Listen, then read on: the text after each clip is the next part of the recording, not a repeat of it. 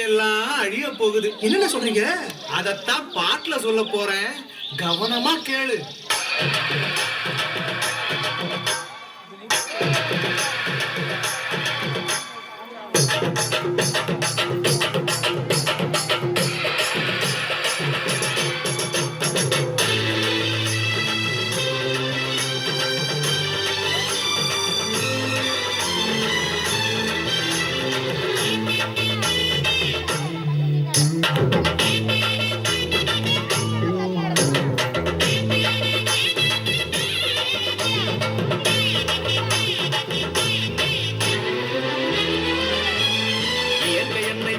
சுகம் கொஞ்ச காலம்தான், இன்னும் கொஞ்ச காலம்தான்.